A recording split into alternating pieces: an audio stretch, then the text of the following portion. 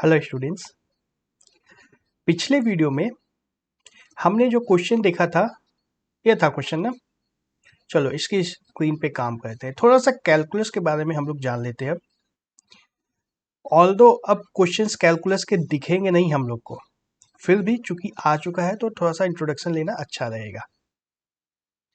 देखो कैलकुलस में हमें D x by D T निकालना होगा। फिजिक्स में मेनली जो हमें कैलकुलस की जरूरत होगी उसको कोई भी पॉलिनोमियल होगा। पॉलिनोमियल फिजिक्स में हमें टाइम के रिस्पेक्ट में पॉलिनोमियल मिलेगा। जैसे यहाँ पे दिया है x is equal to a plus b t square. ठीक है, वेलोसिटी मान लो किसी की दे सकते हैं हम लोग। इसी तरीके से वेलोसिटी टाइम ग्राफ हम लोग देख चुके हैं, वेलोसिटी का टाइम के साथ फंक्शन निकाल सकते हैं हम लोग। से मान लो 2bt वेलोसिटी का टाइम निकल जाएगा। तो हमें ये सारे पॉलिनोमियल्स हैं। किस किस चीज में पॉलिनोमियल है? हमारा वेरिएबल क्या है? टी है। हमारा वेरिएबल टी है, टाइम। इसको डिफ्रेंशिएट करना होगा तो टी के रिस्पेक्ट में से हमें dx डिवाइड बाई dt निकालना हो सकता है, या dv डिवाइड बाई dt निकालना हो सकता है। जो भी निकालना हो, हमें मतलब पता है dv बाई dt निकालना है। इसका मतलब क्या है? Limit delta v tending to 0 v2 minus v1 divide by t2 minus t1 निकालना है ना। यही पूरा प्रोसेस को शॉर्टकट करने का तरीका होता है dv बाई dt। x में dx बाई dt का क्या मतलब होता था? Sorry delta t tending to 0, delta t tending to 0 यहां भी होगा। Limit delta t tending to 0 x2 minus x1 divide by t2 minus t1। ये क्या होगा? dx divide by dt। और हम लोग देख चुके हैं ये काफी कॉम्प्लिकेटेड प्रोसेस होता है। dx बाई dt निकालना एक कॉम्प्लिकेटेड प्रोसेस, ये लिमिट निकालना एक थोड़ा सा कॉम्प्लिकेटेड प्रोसेस है। और हमें पता भी नहीं है डेल्टा टी कितना छोटा लेना है। इन सब से बचने के लिए हम लोग सीधे सीधे dx बाई dt निकाल देते हैं या dv बाई dt निकाल देते हैं। तो कैसे निकालेंगे? तो t में कोई पॉलिनोमियल हम लोग लिख लेते हैं। मान लो x है ना, velocity is a function of time, sorry position is a function of time. Polynomial है तो किस तरह का होगा? a plus b t plus c t square, है ना। इसी तरह से कुछ होगा। हो सकता है हायर ऑर्डर टर्म हो सकता है ना भी हो। तो जैसे ही हम लोग dx बाई dt करेंगे, जिस टर्म में t नहीं आ रहा है, जहां भी t नहीं आ रहा है वो हो जाएगा 0। और जहां पे भी t आ रहा है, हमने बात की थी वहां पे जो कांस्टेंट है b है तो b रहेगा, t है तो t का पावर एक कम हो जाएगा, 1 में से -1 हो जाएगा और मल्टीप्लाई करना होगा ओरिजिनल पावर से, 1 जो पहले की पावर थी। उसी तरह से c के साथ क्या होगा? t का पावर 2 -1 हो जाएगा और इसको मल्टीप्लाई करना होगा 2 से। तो dx बाई dt क्या आया? t का पावर 0 हो गया यहाँ पे, मतलब b प्लस c में t का पावर यहाँ कितना हुआ? 2 -1 1 c into T multiplied by 2।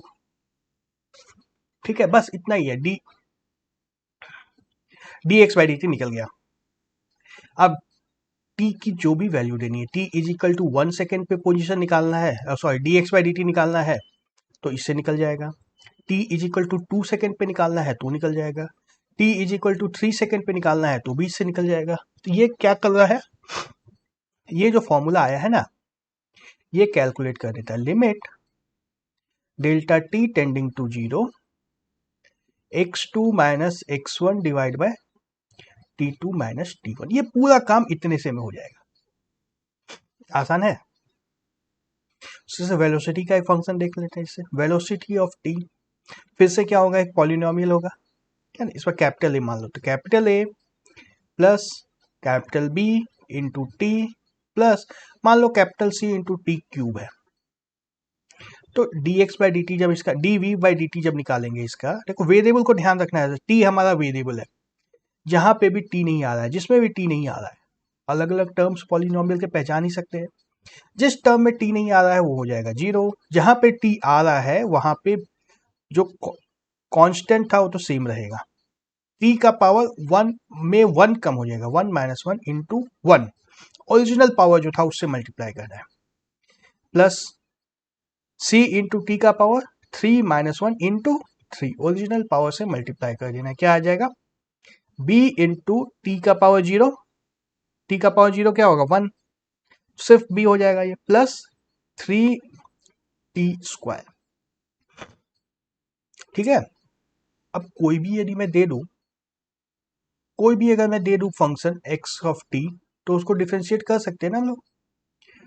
यदि x हमें मान लो दिया है 5t³ माइनस t, ये हमें दिया है, dx बाई dt कैसे निकाल देंगे, dx डिवाइड बाई dt क्या होगा, 5 तो रहेगा, t का पावर 3 - 1 2 हो जाएगा, है ना, t का पावर 2 हो जाएगा, और फिर इसको किससे मल्टीप्लाई करना होगा, इंटू 3 करना होगा, माइनस यहाँ पे तो कांस्टेंट 1 है, t में कांस्टेंट 1 है, t का पावर 1 - 1 इज इक्वल टू 0 हो जाएगा, और मल्टीप्लाई किससे करना है 1 से। तो क्या आया ये 5 3 15t² माइनस 1। ठीक है, ये क्या था, dx बाई dt हमारा वेलोसिटी होता है। Velocity t is equal to 1 पे अगर निकालना हो तो क्या निकलेगा, 15 into 1 plus 1, 16 metre per second square मिल गया। Velocity at t is equal to 2 यदि निकालना हो तो, ओ -1 था क्या, -1 14 metre per second. t is equal to 2 पे निकालना हो तो 15 into 4 60 - 1 59 metre per second. t is equal to 10 पे निकालना हो तो 15 इंटू 100 1500 - 1 1499 मीटर पर सेकेंड ना। फॉर्मूला मिल गया, फॉर्मूले से आराम से निकल जाएगा। तो ध्यान इतना ही रखना है, जो भी पॉलिनोमियल दिया है, पॉलिनोमियल नहीं होगा a plus b into T plus c into t² plus इस तरह के आगे टर्म्स हो भी सकते हैं, नहीं भी हो सकते हैं। जनरली t² से ज्यादा के टर्म्स नहीं मिलते हैं हमें। तो इसको डिफ्रेंशिएट करेंगे, dx बाई dt निकालेंगे तो जहां पे कांस्टेंट है वो तो 0 हो जाएगा, जहां t नहीं आ रहा है वो 0 हो जाएगा, जहां पे t अकेले आ रहा है, t का पावर 1 आ रहा है, वहां पे क्या होगा, b सिर्फ b रह जाएगा और कुछ भी नहीं होगा, और जहां पे t का पावर 2 आ रहा है वहां पे क्या होगा, c इंटू टी इंटू 2, है ना। बस इसके ऊपर डिफ्रेंशिएट हो गया। कैलकुलस और बहुत लंबा चौड़ा होता है, बट अभी हमें उसकी जरूरत नहीं है, तो बेकार का टेंशन भी नहीं लेना है, आसानी से काम कर लेते हैं, जहां जरूरत आएगी फिर हम लोग सीखेंगे ही। क्लियर हो गया यहाँ तक। चलो अब एक दो क्वेश्चंस देखते हैं हम लोग पोजीशन टाइम ग्राफ के। एनसीईआरटी का क्वेश्चन नंबर 2 है, ये कोई 3.2 है। The position time graph of two childrens A and B returning from their school O पे स्कूल है, to their homes P and Q, एक का घर पी पे है एक का घर क्यू पे है, आर सोन इन फिगर 3.19, यही है figure 3.19। Choose the correct entries in the brackets below. A और B lives closer to school than B और ए, दोनों के घर में से किसका घर नजदीक है, किसका नजदीक है। देखो क्वेश्चन में सीधा सीधा हमें, अच्छा सबसे पहले तो ग्राफ कैसा है इसको समझ लेना है, ग्राफ किस चीज का दिया है, कैसा दिया है। ग्राफ में देखो ये पोजीशन टाइम है हमारा, है ना, एक्स एक्सिस पे टाइम है जैसा हम लोग नॉर्मली करते आए हैं, वाई एक्सिस पे पोजीशन है, डिस्टेंस है, ठीक है। ये क्या है, ये ए का पोजीशन टाइम ग्राफ है, ये घर जाने का रास्ता नहीं है, ए का पोजीशन टाइम ग्राफ है। इसमें क्या मिलेगा, इस समय पे टी इक्वल टू, यदि ये 1 सेकेंड है, इस समय ए कहां पर पहुंचा था, स्कूल से निकलने के बाद कहां पहुंचा है, इतनी दूर पहुंचा है ना, थोड़ी दूर चल, इतनी समय के बाद ए कहां पहुंचा है, तो यहां पहुंचा है ना, ए पहुंच इसी लाइन में रहा है, हमारा डिस्टेंस इस लाइन पे है, ए पहुंच इस लाइन पे रहा है, लेकिन किस समय पहुंचा ये इस लाइन से दिख रहा है, ये घर जाने का रास्ता नहीं है। सिमिलरली बी का काले में दिखाया गया, ये बी के घर जाने का रास्ता नहीं है, ये बी का पोजीशन टाइम ग्राफ है। मतलब इस पॉइंट के पहले तक बी का पोजीशन 0 है। इसका क्या मतलब हुआ? इसका मतलब ये हुआ कि अभी तक यहाँ बी घर पे स्कूल में ही है, घर स्कूल से निकला नहीं है, स्कूल में टाइम पास कर रहा है, दोस्तों से बात कर रहा है, समोसे खा रहा है ना। इतनी देर तक यहाँ तक बी स्कूल से नहीं निकला है। टाइम 0 पे ही ए स्कूल से निकल चुका है, लेकिन बी स्कूल से नहीं निकला है। इतने समय के बाद बी स्कूल से निकलता है और फिर उसका पोजीशन टाइम ग्राफ यहां तक दिया हुआ है। ठीक है, समझ में आ रही है बात? चलो ग्रिड लाइंस बना देता हूँ, ग्राफ देखने में थोड़ी आसानी होगी ना। नहीं दिख रहा है, चलो कोई नहीं। बात समझ में आई? ठीक है, अब क्वेश्चन को देखते हैं। ए और B lives closer to school than B और ए। ए और बी में स्कूल से नजदीक कौन रहता है? स्कूल से नजदीक किसका घर है? स्कूल से नजदीक किसका घर है ये जानने के लिए हमें इस ग्राफ को देखने की जरूरत नहीं है। ये ग्राफ को नहीं देखना है हमें, ये ग्राफ तो पोजीशन टाइम ग्राफ है। घर किसका नजदीक है इससे कैसे पता चलेगा? ये तो पोजीशन टाइम ग्राफ है ना, इस लाइन पे तो पोजीशन और टाइम मिल जाएगा हमें। घर किसका नजदीक है? दोनों में से किसका घर नजदीक है? देखो क्वेश्चन में पढ़ो फिर से। Their homes at P and Q respectively are shown in the figure 3.19। ये है P और ये है Q, ये दोनों के घर है, ये दोनों के घर है ना, दोनों को पहुंचना यहाँ है। तो नजदीक कौन सा? अभी देखो नजदीक कौन सा ये डिसाइड करने के लिए हमें इस ग्राफ की कोई जरूरत नहीं है, ग्राफ की जरूरत ही नहीं है पहले क्वेश्चन के लिए। तो सिर्फ P और Q में नजदीक कौन सा है? P है। P किसका घर है? ए का घर है। तो ए लिव्स क्लोजर, यहां से बी कट जाएगा, रेड से कट कर देता हूं, यहां से बी खत्म हो जाएगा। A lives closer to school than B. समझ में आई बात? कितनी सिंपल चीज थी। चलो अब ग्राफ को ठीक कर लो, हमें ग्राफ की जरूरत है आगे। पहले पार्ट ए के लिए हमें ग्राफ की कोई जरूरत नहीं थी, हमें सिर्फ देखना था स्कूल के पास कौन है, स्कूल से दूर कौन है। तो ग्राफ में दिया है कौन है पास कौन है दूर, लेकिन कहां पे दिया है? यहां पे दिया है, इस ग्राफ पे नहीं दिया है। सेकंड देखो, A starts from school earlier than B और ए। स्कूल से जल्दी कौन निकलता है? इसका मतलब ये ना, A starts from school earlier than B और ए। बी और ए में से पहले कौन निकलता है स्कूल से?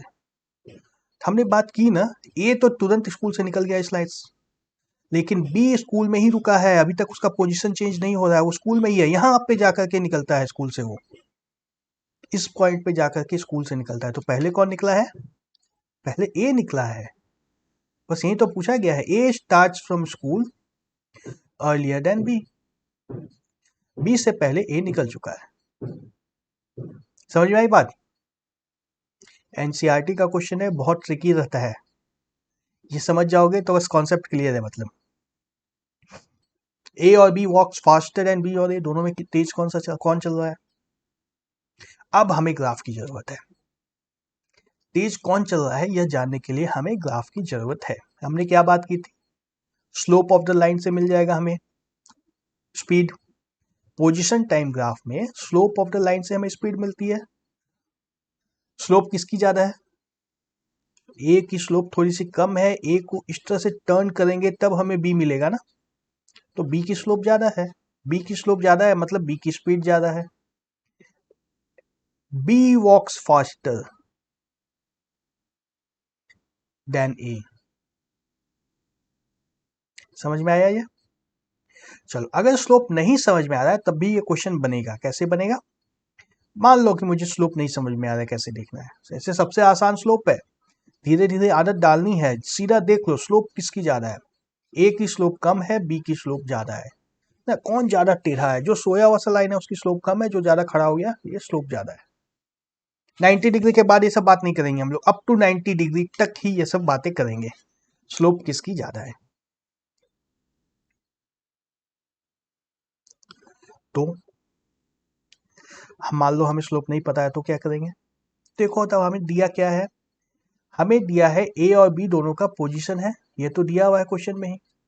ए का घर पी पे है ना, ए का घर पी पे है और बी का घर क्यू पे है, ठीक है। पहले कौन पहुंच रहा है घर? पहले बी पहुंच रहा है घर, पहले तो बी पहुंच रहा है। बी का घर दूर है, बी का घर भी दूर है, स्कूल से निकला भी लेट है लेकिन पहुंच गया जल्दी। ए का घर नजदीक है, ए का घर नजदीक है, स्कूल से निकला भी जल्दी है लेकिन जल्दी लेट से पहुंच रहा है। क्लियर हो रहा है ना? देखो वैल्यूज डालेंगे तो और अच्छे से क्लियर हो गया। मान लो यहाँ पे रखते हैं 10 सेकेंड, ठीक है। ये 10 सेकेंड है, ये 400 मीटर है। अच्छा 10 सेकेंड में 400 मीटर नहीं जाएगा, 40 मीटर कर दो, और ये है 50 मीटर। एक कब पहुंच रहा है? यहाँ पे पहुंच रहा है, एक घर यहाँ पे पहुंच रहा है, कुछ एक वैल्यू यहाँ भी डाल देते हैं। बी यहाँ पे पहुंच रहा है,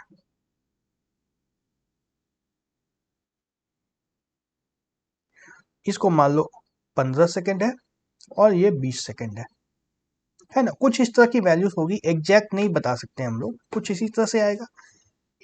ए बी जब घर पहुंच गया है, यहाँ पे बी घर पहुंच गया, उसके बाद ए घर पहुंच रहा है, तो ए की स्पीड कितनी आई? 20 डिवाइड बाई 40 मीटर डिवाइड बाई 20।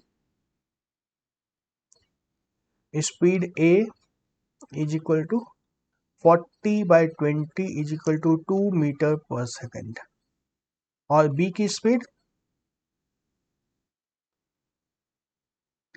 50 डिवाइड किससे करना है? यहाँ पे देखो 15 से डिवाइड नहीं करना है हमें, इस इतनी ही देर में चला है ना वो, इतनी दूर में चला है, T2 माइनस T1 करना है, 5 सेकेंड से डिवाइड करना है, 10 मीटर पर सेकेंड। जरूर साइकिल पे गया होगा इसीलिए इतनी जल्दी पहुंच गया, पैदल तो इतनी जल्दी नहीं जा सकता था। क्या ये नहीं पूछा गया किस चीज से जा रहा है, वो हमसे पूछा गया कौन जल्दी पहुंचा है। सॉरी, स्पीड किसकी ज्यादा है? स्पीड तो बी की ही ज्यादा है, बी लेट से निकला है, जल्दी पहुंच गया है। फिर क्वेश्चन डी देखो, ए और B, A and B reach home at same or different times. Same time पहुंचा या डिफरेंट टाइम पहुंचा, देखते हैं हमने ना। ये एक इस टाइम पे बी पहुंच रहा है, यहाँ पे ए पहुंच रहा है, तो मतलब घर पहुंचने की टाइम दोनों की अलग है, सेम नहीं है। Reach home at different times. E A overtakes, A oblique B, कौन ओवरटेक करता है? दूसरे को ओवरटेक करेगा वंस या ट्वाइस, एक बार या दो बार। देखो इस पॉइंट पे ओवरटेक हो रहा है,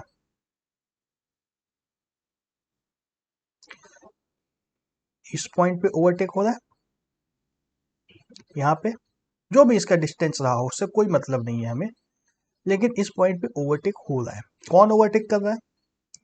ए आगे जा रहा था, यहाँ तक ए आगे जा रहा है, यहाँ तक ए आगे है ना। यहाँ देखो बी पीछे था, ए आगे है, इस पॉइंट पे दोनों एक जगह पहुंचे और फिर बी आगे हो गया है, तो बी एक बार ओवरटेक कर रहा है, इस पॉइंट पे कर रहा है, उसके बाद तो कहीं नहीं ओवरटेक हो रहा है,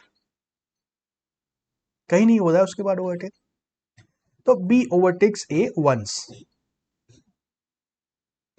बी ओवरटेक्स ए वंस, ट्वाइस को काट देना है। समझ में आया? कितना कॉन्सेप्चुअल ग्राफ था, कितने सारे कॉन्सेप्ट इसमें लग गए, नंबर्स की कहीं जरूरत नहीं थी, सिर्फ ग्राफ देख करके कितना सारा इंफॉर्मेशन निकल गया। जितनी चीजें ग्राफ देख के पता लगा सकते हो, क्वेश्चन उतनी आसानी से बनेगा। चलो एक दो क्वेश्चन और देखते हैं। A women starts from her home at 9 AM, 9 बजे स्टार्ट करती है, walks at the speed of 5 kilometre per hour on, ये पर आवर है, ये -1 अजीब से लिखा गया है, ये है किलोमीटर पर आवर, ऐसे लिखते हैं, आवर का power -1, on a straight road up to her office 2.5 kilometer away. She stays at the office up to 5 p.m. then returns home by an auto with the speed 25 km per hour. Choose suitable scales and plot the XY graph for her motion. XT graph plot करना है हमें, X versus T graph plot करना है। तो सबसे पहले तो find कर लो कि ऑफिस पहुंच कब रही है। 9 AM को स्टार्ट कर रही है ना, 9 AM पे स्टार्ट कर रही है। डिस्टेंस है कितना, 2.5 किलोमीटर। स्पीड कितना है, 5 किलोमीटर पर आवर। किलोमीटर है, मीटर नहीं है, सॉरी। टाइम कितना लगेगा, डिस्टेंस अपॉन स्पीड। 2.5 किलोमीटर का डिस्टेंस है, 5 किलोमीटर की स्पीड है, यानी कि 1/2 आवर, यानी कि 30 मिनट, है ना। तो ऑफिस पहुंच कब रही है वो, 9:30 AM पे ऑफिस पहुंच गई। निकली ऑफिस से कब, 5 PM पे। ठीक है, अब घर पहुंचने में कितना समय लग रहा है, टाइम कितना लगेगा। ऑटो में आ रही है, 25 किलोमीटर पर आवर की स्पीड से आ रही है, मतलब डिस्टेंस हमारा 2.5 किलोमीटर है, डिवाइड बाई 25 की स्पीड है, 1/10 आवर, 6 मिनट, 6 मिनट में वो घर पहुंच जा रही है। ठीक है, चलो ये इंफॉर्मेशन अब हमें मिल गई है सारी। अब हमें ग्राफ प्लॉट कर लेना है। टाइम, ये वर्टिकल एक्सिस क्या होगा, पोजीशन का एक्सिस। हॉरिजॉन्टल होगा टाइम का एक्सिस। ठीक है, टाइम 9 AM को 0 मान लेते हैं हम लोग, है ना, या 0 पे 9 AM मान लो, यहाँ पे 9 AM है ना। ये 9:30, ये 10,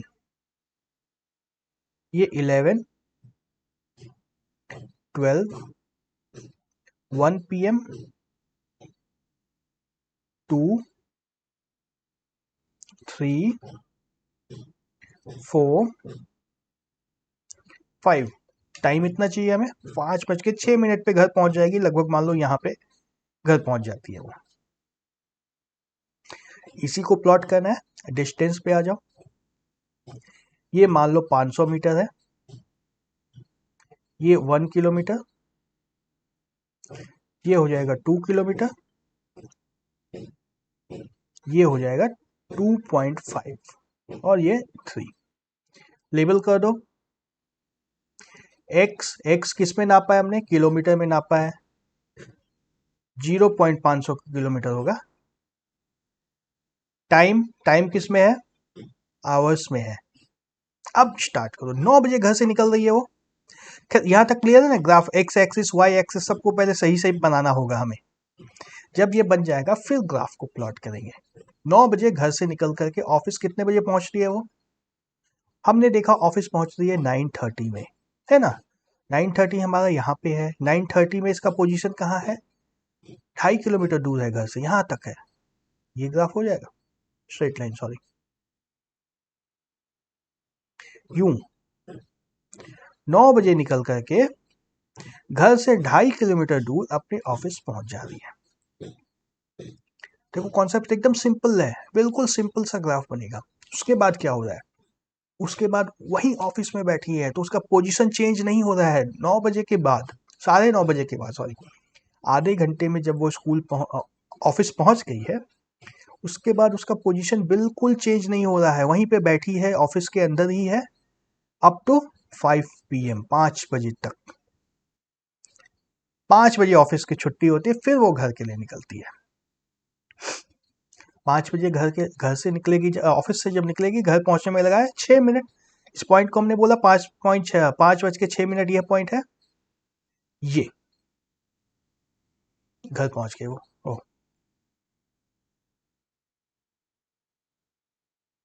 यूं 5:06 पे घर पहुंच गई। ग्राफ क्लियर है, ओ दिख नहीं रहा है क्या ग्राफ, रुको ठीक लाइन से प्लॉट करने दो। 9 बजे ऑफिस से निकल करके, घर से निकल करके 9:30 बजे ऑफिस पहुंच गई। ये पॉइंट 9:30 का है, 9 है, 9:30 है, 10 है, दिख रहा है ना तीनों। तो 9:30 बजे 2.5 किलोमीटर दूर अपने ऑफिस पहुंच गई है। उसके बाद 9:30 से लेकर के 5 बजे तक ऑफिस में वो बैठी हुई है, यूं एकदम स्ट्रेट, कोई चेंज नहीं हो रहा है अप टू 5 बजे। उसका पोजीशन, एक बार जो ऑफिस पहुंच गई, ऑफिस में ही है 5 बजे तक। 5 के बाद फिर ऑफिस से निकलती है और घर पहुंचने में कितनी देर लगी, मात्र 6 मिनट। 6 मिनट में वो घर पहुंच गई। ये पॉइंट हमने बोला था 5:06 का, ये पॉइंट है, यहाँ पे घर पहुंच गए, बन गया ग्राफ। अब देखो ग्राफ में दिख रहा है ना, ये लाइन का स्लोप कम है as compare to this line, है ना, इस लाइन का स्लोप ज्यादा है, इस लाइन का स्लोप कम है। ज्यादा टेढ़ी लाइन जो है वो स्लोप ज्यादा होता है, जो थोड़ा सा कम टेढ़ा है उसका स्लोप कम है। तो बात भी सही है, जाने में 2.5 किलोमीटर पर आवर की स्पीड थी उसकी, ऑफिस जाने के समय जो 2.5 किलोमीटर पर आवर की स्पीड थी, रिटर्निंग के समय 25 किलोमीटर पर आवर की स्पीड थी। रिटर्निंग में स्पीड बहुत ज्यादा है, तो वही चीज दिख रहा है ग्राफ में भी हमें। समझ में आया क्वेश्चन, ग्राफ बना सकते हैं हम। नेक्स्ट क्वेश्चन पे आते हैं। A drunkard walking in a narrow lane takes 5 steps forward, 3 steps backward, followed again by 5 steps forward, 3 steps backward. Each step is 1 meter long and requires 1 second. Plot the xt time xt graph for his motion. Determine graphically or otherwise how long the junkyard takes to fall in a pit 13 meter away. 13 metre दूर एक पिट है, उसमें उसको गिरना है। कैसे बनेगा graph? देखो बहुत सिंपल है, आराम आराम से सोचो, बना दो। सबसे पहले तो एक्स एक्सिस और वाई टाइम एक्सिस और स्ट्रेट लाइन बनाना है हमें। टाइम एक्सिस और डिस्टेंस एक्सिस पहले बना दिया जाए, ठीक है। ये होगा हमारा एक्स पोजीशन, किसमें नापना है पोजीशन? सब कुछ मीटर में दिया है ना, each step is 1 metre, metre में बात करना है तो ये मीटर में होगा। टाइम किस में नापना है हमें? सेकेंड में। ईच स्टेप टेक्स 1 सेकेंड, तो 1 सेकेंड में हमें नापना है टाइम इन सेकेंड। टाइम पे आ जाओ, तब ये 0 तो यही होगा, 1 2 3 4 5 6 7 8 9 10 11 12 13, इस तरह से ये बन जाएगा। 14 15 16 17 18 19 20 तक यहाँ पर आएगा। इसमें बात करेंगे तो ये 1 2 3 4, इस तरह से। अब क्या दिया है, 0 पे तो पोजीशन 0 है, 5 स्टेप आगे चलता है, एक स्टेप चलने में उसको 1 सेकेंड लगता है, फिर 3 स्टेप पीछे आ जाता है, तो पहले 5 स्टेप आगे ले चलते हैं इसको, 5 तक जाएगा, है ना। 5 स्टेप आगे लेगा, 5 मीटर आगे पहुंच जाएगा। इतनी दूर में समय कितना लगेगा उसको? 5 सेकेंड। इस तरह का लाइन बनेगा, 0 से लेकर के ये आया पहले 5 तक, यूं, ठीक है। टाइम भी 5 सेकेंड हो गया है, डिस्टेंस भी 5 सेकेंड हो गया। अब वो बैकवर्ड जाने लग गया है, बैकवर्ड जाने लग गया मतलब इस पे वापस आ जाएगा। नहीं, टाइम बैक नहीं जा रहा है, टाइम तो आगे ही जाएगा ना, 5 सेकंड बीत चुका है, अब आगे 3 सेकंड और बिताना है, 3 सेकंड वो पीछे की तरफ जाएगा, पीछे की तरफ जाएगा मतलब नीचे की तरफ आएगा, 3 सेकंड तक वो नीचे की तरफ आएगा। लो 6 7 8 सेकंड तक, यहाँ तक उसको आना है पीछे की तरफ। कितना पीछे जाएगा इतनी देर में? 3 मीटर पीछे जाएगा, मतलब 2 मीटर की दूरी पे आ जाएगा, ये 2 मीटर पे आ जाएगा यहाँ पे। समझ में आ रही बात? 3 स्टेप पीछे जाएगा, यहाँ आ जाएगा। बैकवर्ड स्टेप इसी तरह से आएगा ना, ये बैकवर्ड स्टेप हो रहा है, दिख रहा है।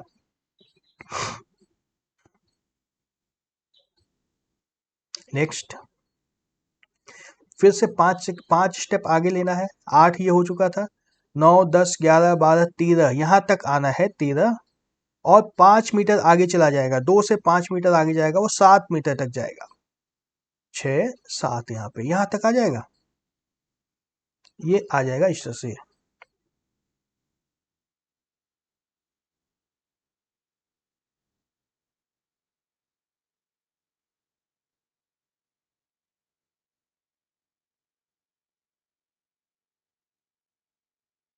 यूं आया, फिर 3 स्टेप बैकवर्ड, 3 स्टेप पीछे जाएगा, यहाँ से 1 2 3। अब ग्राफ में ही देख के बना सकते हो ना, नीचे स्केल देखने की जरूरत ही नहीं है।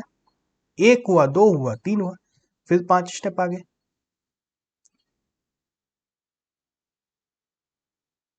1 2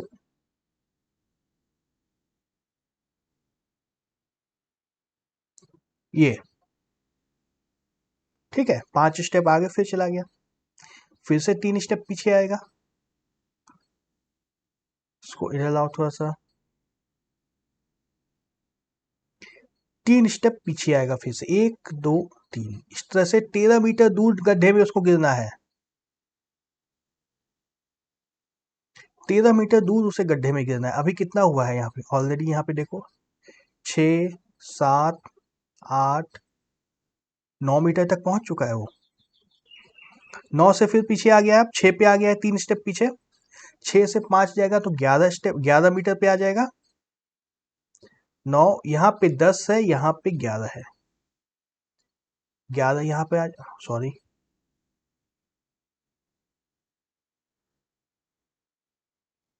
11 यहाँ पर आएगा, ठीक है।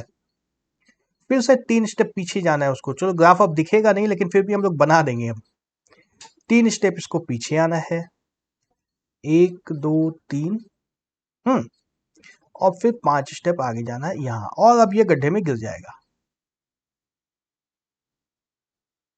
यहाँ पर। गड्ढे में कैसे गिर रहा है यहाँ समझ लो इसको भी। अब सभी पे मैं हम लोग चलो टाइम और डिस्टेंस और टाइम लिखते जाते हैं। यहीं पे था 5 मीटर डिस्टेंस था, 5 सेकंड टाइम था। यहाँ पे डिस्टेंस 3 मीटर कम हुआ है, 2 मीटर डिस्टेंस है, टाइम 8 सेकंड हो गया है, ठीक है। फिर आगे आए हैं, 7 मीटर डिस्टेंस हो गया है, टाइम 8 और 5 13 सेकंड हो गया है। यहाँ पे क्या है, 4 मीटर डिस्टेंस 3 मीटर पीछे आ गया है, 4 मीटर प्लस टाइम 3 सेकंड आगे, 16 सेकंड। ठीक उसी तरह से ये 9, 21 सेकंड। अब क्या आएगा, 6, 24 सेकंड आ रहा है। यहाँ पे क्या आएगा, 11, 27 सेकंड, 29 सेकंड। ये 8, 32 सेकंड आ रहा है। और यहाँ पे आएगा 13 मीटर, 39 सेकंड गड्ढे में गिर गया। 13 मीटर पे जो गड्ढा था उसमें गिर गया। समझ में आई बात। ग्राफ से तो ऐसे बना सकते हैं हम लोग, एलजेब्रा से भी सॉल्व होगा ये क्वेश्चन। एलजेब्रा से बिल्कुल होगा, बिल्कुल होगा, क्यों नहीं होगा। देखो हमें क्या दिया है, अब सीधा सीधा एवरेज स्पीड एवरेज टाइम से नहीं निकलेगा ये। हमें दिया है 5 मीटर जाने में उसको लग रहा है 5 सेकंड लग रहा है। फिर 3 मीटर बैक आ जाता है वो, 3 मीटर बैक आ जाता है, मतलब 2 मीटर फिर आगे जाएगा, मतलब फाइनल जब 2 मीटर होगा तब उसको 8 सेकंड लग चुके हैं। मतलब 8 सेकंड में वो 2 मीटर चल रहा है। सेम प्रोसेस फिर रिपीट होगा, फिर अगले 8 सेकंड में 2 मीटर और चलेगा, फिर अगले 8 सेकंड में 2 मीटर और चलेगा। अब ऐसे कैलकुलेट करना होगा। तो पहले 8 सेकंड में क्या हुआ, 2 मीटर गया, और इसमें मैक्सिमम उसकी रीच कितनी थी, 5 मीटर थी मैक्सिमम रीच। जैसे ही गड्ढे में गिरेगा तो गिर जाएगा ना, फिर वापस आने का मौका नहीं मिलेगा उसको, इसलिए हमें मैक्सिमम को भी देखते हुए चलना होगा। तो ये देखो टाइम, डिस्टेंस और मैक्स। 8 सेकंड में क्या हुआ, 2 मीटर पहुंचा, मैक्सिमम कितना हुआ 5 मीटर। 16 सेकंड में क्या होगा, 4 मीटर पहुंचा रहेगा, और मैक्सिमम इस 4 से 5 मीटर 3 मीटर आगे गया था, है ना, 3 मीटर आगे से पीछे आया है, तो मतलब 7 मीटर तक पहुंच चुका था वो। फिर 24 सेकंड में 6 मीटर, मैक्सिमम कितना रहा होगा 9 मीटर।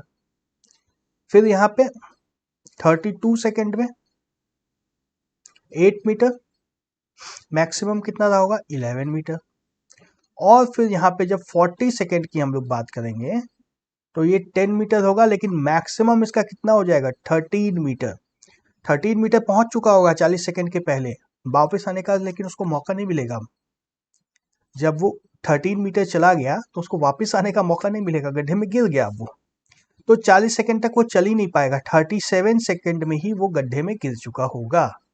समझ में आई ये बात? कैलकुलेशन देखो यहाँ भी वही आया था,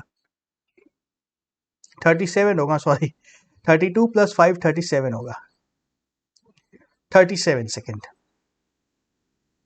ओके ओके, इस वीडियो को यहीं पे स्टॉप करते हैं, क्योंकि आगे हमें पढ़ना है अब एक्सेलरेशन के बारे में। नया टॉपिक है, 5 मिनट से बचा है, तो नया टॉपिक को आज स्टार्ट नहीं करते हैं, नया टॉपिक हम लोग अगले वीडियो में देखेंगे।